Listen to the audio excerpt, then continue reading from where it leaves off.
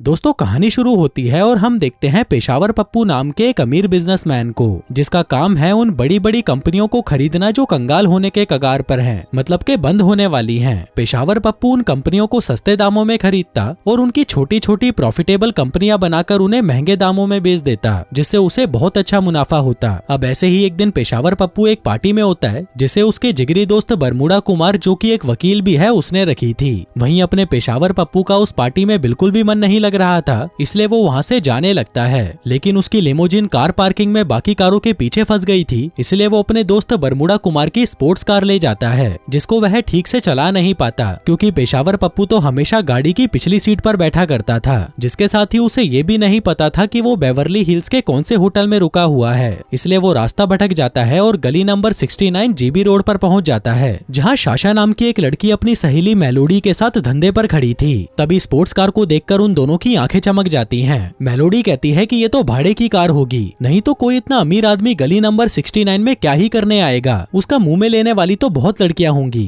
खैर शाशा, तू एक बार जाकर उससे बात तो कर, और हाँ $100 से कम मत लेना, और काम खत्म होते ही मुझे कॉल कर देना। अब शाशा मस्त अपनी गाइंड मटकाते हुए उसके पास जाती है और पूछती है कि और चिकने किसको ढूंढ रहा है। पेशावर पप्पू कहता है कि मुझे बेवर्ली हिल्स जाना है, क्या तुम मुझे वहाँ का रास्ता बता सकती हो। शाशा कहती है कि हाँ बता तो सकती हूँ, लेकिन $5 लूंगी। पेशावर पप्पू कहता है कि रास्ता बताने के कोई पैसे लेता है क्या। वो कहती है कि हाँ मैं लेती हूँ, अब तुझे चलना है तो बता, नहीं तो मैं जाऊँ यहाँ से। पेशावर पप्पू कहता है कि ठीक है चल ये ले तेरे पैसे, वैसे तेरे पास $20 के छुट्टे होंगे। शाशा कहती है कि देख $20 में मैं तुझे वहाँ पर छोड़ के आऊंगी, और वहाँ पर जो सेलिब्रिटी रहते हैं ना उनका घर भी दिखाऊंगी। तुझे पता है क्या सलमान खान भी वहीं पर रहता है। पेशावर पप्पू कहता है कि मुझे नहीं देखना उस भड़वे का घर, क्योंकि वो हर हफ्ते मेरे घर पर आता रहता है। जो बात सुनकर शाशा हैरान रह जाती है और उससे पूछती है कि ये शानदार कार तुम्हारी है क्या। वो कहता है कि नहीं मेरी नहीं है। पूछती है कि फिर तुमने चोरी की है। वो कहता है कि नहीं ये मेरे एक दोस्त की है। आगे जब वो चूतियों की तरह गियर लगाता है, तब शाशा उसे कहती है कि तू इसे बिजली गिंड की तरह क्यों चला रहा है।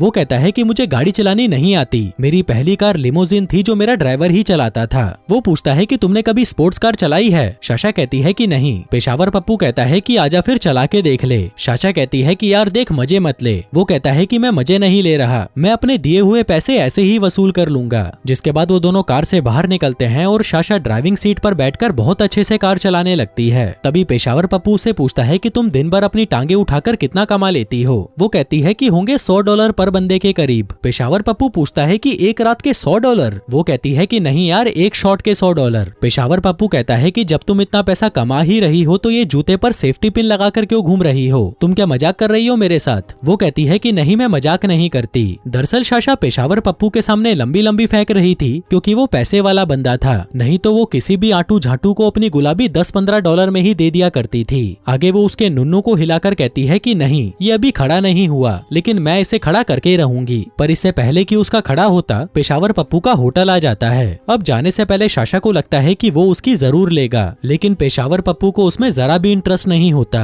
वो शाशा से पूछता है कि अब तू यहाँ से कैसे जाएगी। वो कहती है कि टैक्सी से, जो कहकर वो फुटपाथ पर लगी कुर्सी पर जाकर बैठ जाती है। पेशावर पप्पू उसके पास आता है और पूछता है कि क्या तू सच में 1 घंटे का $100 लेती है, जिस पर वो फिर से हाँ में जवाब देती है। पेशावर पप्पू पूछता है कि अगर आज रात तेरा किसी और से मरवाने का प्लान नहीं है तो क्या तू मेरे साथ मेरे होटल में रुक सकती है। जो सुनकर वो तुरंत खुशी से उसके साथ चलने के लिए मान जाती है, जिस दौरान वो उससे उसका नाम भी पूछती है। इसके बाद जब वो होटल के अंदर पहुंचती है तो उसकी आंखें फटी की फटी रह जाती हैं। कहती है कि भीड़ के लिंड ये क्या मस्त जगह है। वहीं होटल में ठहरे बाकी के लोग उसे देखकर सोचते हैं कि ये धंधे वाली यहाँ पर क्या कर रही है। आगे जब वह लिफ्ट में होती है तो वह अपनी उल्टी सीधी हरकतों से लिफ्ट वाले का भी खड़ा कर देती है। जिसके बाद वो पेशावर पप्पू के कमरे में आती है और कहती है कि सच में ये तो बहुत शानदार जगह है, लेकिन अब मैं यहाँ पर आ ही गई हूँ तो बताओ तुम मेरी कैसे लेना चाहोगे। वो कहता है कि तुम ही बता दो, क्योंकि मैंने इसके बारे में कुछ नहीं सोचा। शाशा कहती है कि अब जब तुम मेरी मारने ही वाले हो तो क्या तुम मुझे मेरे पैसे दे सकते हो। जो सुनकर पेशावर पप्पू उसे तुरंत पैसे निकाल कर दे देता है, जिसको वह अपने जूतों में छुपा कर रख लेती है, और अलग अलग रंग के बहुत सारे गुब्बारे निकाल कर कहती है कि कोई भी उठा लो, सारे ही अच्छे हैं, लेकिन मेरा पर्सनल फेवरेट ये गोल्डन वाला है, तो बताओ क्या कहते हो तुम। पेशावर पप्पू कहता है कि नहीं मैं सिर्फ बातें करना चाहता हूँ। इसी दौरान रूम सर्विस वाला शैंपेन लेकर आता है, जो कि शाशा को ऐसे घूर रहा था जैसे कि वो उसकी मार ही लेगा।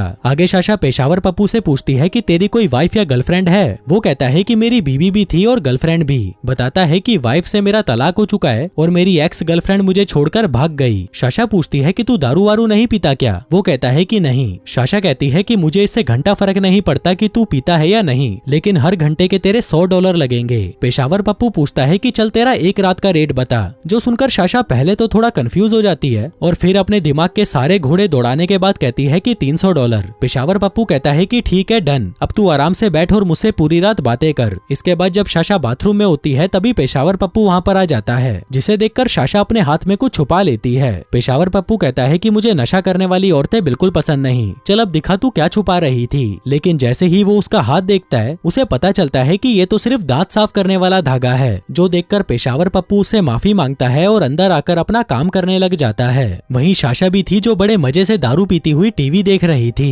अब अपने पेशावर पप्पू को साशा बहुत ही शरारती और प्यारी सी लगती है, इसलिए वो उसे एकटक देखे ही जा रहा था। जो सब जब साशा नोटिस करती है तो वह उसके पास आती है और उसका गन्ना चूसना शुरू कर देती है। जिसके बाद रात भर मस्त पेलम पाली करने के बाद अगली सुबह साशा नहाकर नाश्ता करने आती है और पेशावर पप्पू से पूछती है कि यार तू ऐसा क्या काम करता है जो इतना अमीर है? वो बताता है कि मैं उन कंपनियों को खरीदता हूँ जो दिवालिया हो चुकी होती हैं। साशा कहती है कि फिर तो ऐसी कंपनियां तुझे सस्ते में मिल जाती होंगी। वो कहता है कि हाँ, मैं इस हफ्ते भी एक कंपनी को खरीद रहा हूँ जो मुझे $1 बिलियन में बड़े आराम से मिल रही है। वहीं 1 बिलियन सुनते ही साशा की फटकर 464 हो जाती है। आगे वो उसे टाई पहनाते हुए पूछती है कि तू इन कंपनियों को खरीद कर करता क्या है? पेशावर पप्पू कहता है कि मैं उन्हें छोटी छोटी कंपनियां बनाकर महंगे दामों में बेच देता हूँ। जिसके बाद वो साशा से उसका एक हफ्ते का रेट पूछता है, क्योंकि वो जिस कंपनी को खरीदने वाला था उस कंपनी के मालिक बिस्लोडी के साथ उसकी मीटिंग होने वाली थी, जहाँ वो अपने साथ साशा को ले जाना चाहता था ताकि उस कंपनी का मालिक साशा को देखकर लट्टू हो जाए और उसकी मीटिंग अच्छी हो सके।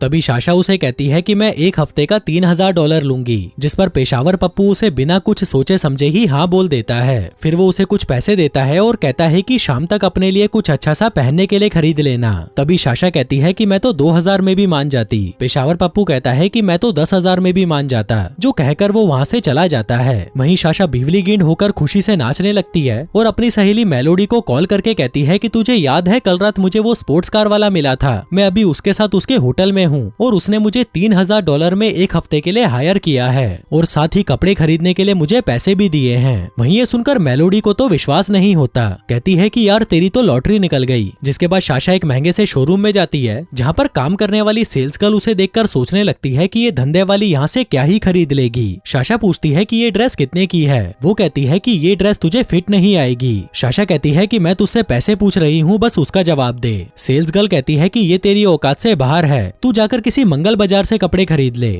जो सुनकर साशा उदास हो जाती है और वापस अपने होटल में जाने लगती है, लेकिन उसे अंदर जाने नहीं दिया जाता। होटल का मैनेजर उसे रोक लेता है और पूछता है कि तुम कहाँ जा रही हो? वो कहती है कि मैं आपके ही एक गेस्ट पेशावर पप्पू के साथ रुकी हुई हूँ। आगे मैनेजर उसे अपने कैबिन में ले जाता है और कहता है कि बाकी के होटलों के जैसा ये कोई 1 स्टार होटल नहीं है। वैसे क्या आप मिस्टर पेशावर पप्पू की रिश्तेदार हो? वो कहती है कि हाँ, मैं उसकी तीसरी माँ की चौथी औलाद हूँ। मैनेजर कहता है कि फिर तो आपको कुछ ढंग के कपड़े पहनने चाहिए। साशा कहती है कि वो भीसड़ी वाली सेल्स गर्ल मुझे कपड़े खरीदने ही नहीं दे रही, ये देख मेरे पास कितने सारे पैसे हैं। जो सब देखकर मैनेजर पता नहीं किसको फोन लगाता है और साशा को एक दुकान पर जाने के लिए कहता है, जहाँ पर साशा का बहुत अच्छे से स्वागत किया जाता है। जिसके बाद वो वहाँ से एक प्यारी सी ड्रेस लेकर होटल वापस आ जाती है और मैनेजर को थैंक यू बोलती है। साथ ही वो उससे एक और मदद मांगती है, जैसे कि बड़े और इज्जतदार लोगों के बीच बैठकर खाना कैसे खाया जाता है, जहाँ मैनेजर उसे वो सब कुछ सिखाता है। फिर शाम को पेशावर पप्पू साशा को लेने आता है, लेकिन वो उसे लॉबी में बैठा पहचान नहीं पाता, क्योंकि अच्छे कपड़ों में वो बहुत खूबसूरत लग रही थी।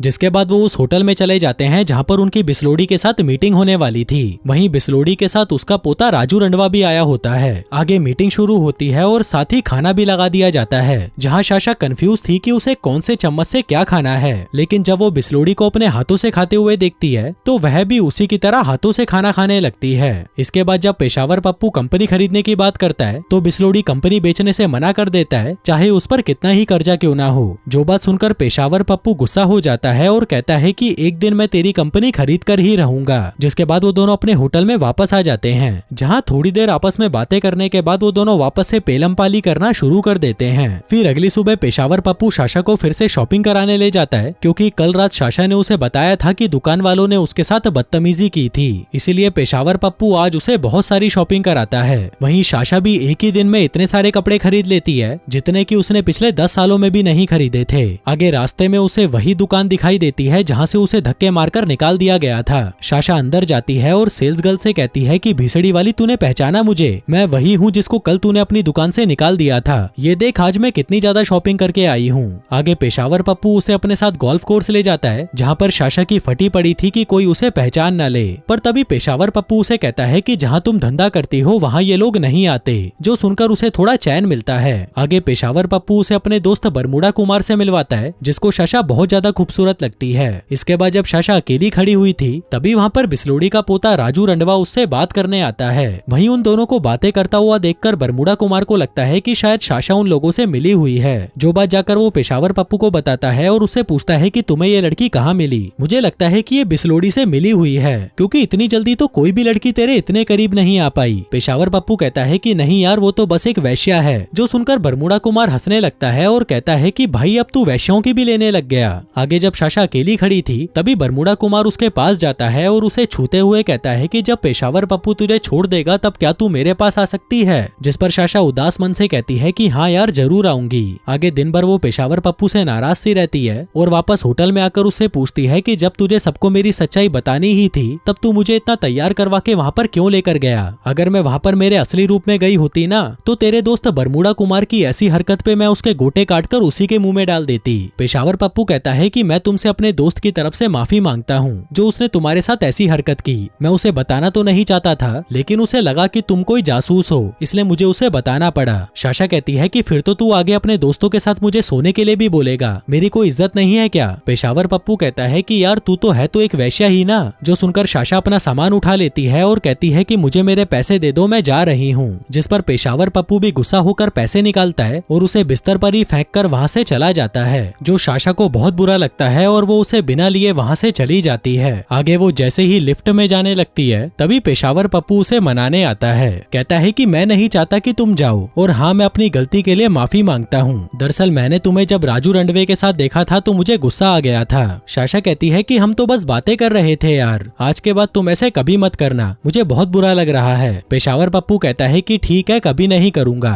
जिसके बाद वो दोनों कमरे में जाते हैं और पेलम पाली करना शुरू कर देते हैं। फिर अगले दिन पेशावर पप्पू अपने ऑफिस जाता है लेकिन वहाँ पर उसका मन नहीं लग रहा था तो वह वापस अपने घर जाने लगता है। तभी बरमूडा कुमार उसे कहता है कि भाई तू कहाँ पर जा रहा है, इस डॉक्यूमेंट पे साइन तो करता जा। वो कहता है कि यार मैं कल कर दूंगा, अभी तो मुझे डेट पर जाना है। बरमूडा पूछता है कि उस वैश्या के साथ? पप्पू कहता है कि भीसड़ी के अपनी औकात में रह, दोबारा उसे वैश्या मत बोलना। आगे पेशावर पप्पू साशा के पास आता है और उसे $2.5 लाख का हार पहनाता है, जिसको देखकर साशा खुशी से पागल हो जाती है। जिसके बाद वो उसे अपने प्राइवेट जेट से न्यूयॉर्क में ओपरा दिखाने ले जाता है। लेकिन ओपरा में क्या चल रहा था साशा को घंटा कुछ समझ नहीं आता, लेकिन फिर भी वह बहुत ज्यादा इमोशनल हो जाती है। जिसके बाद वो दोनों वापस अपने होटल में आते हैं और चेस खेलने लगते हैं। साशा कहती है कि यार तू कल की छुट्टी ले लेना, हम दोनों साथ में घूमने चलेंगे। जिस पर पेशावर पप्पू भी उसकी बात मान जाता है और अगले दिन काम से छुट्टी ले लेता है, जो उसने पिछले कई सालों से नहीं ली थी। आगे साशा उसे एक पार्क में ले जाती है जहाँ पर वो दोनों पूरे दिन आराम करते हैं। फिर शाम को वो दोनों एक रेस्टोरेंट में जाते हैं और वहाँ पर खाना खाते हुए खूब सारी बातें करते हैं। जिसके बाद घर आकर पेशावर पप्पू सोने चला जाता है। तभी साशा उसके पास आती है और उसे चूसना शुरू कर देती है, जो आज तक उसने किसी के साथ भी नहीं किया था।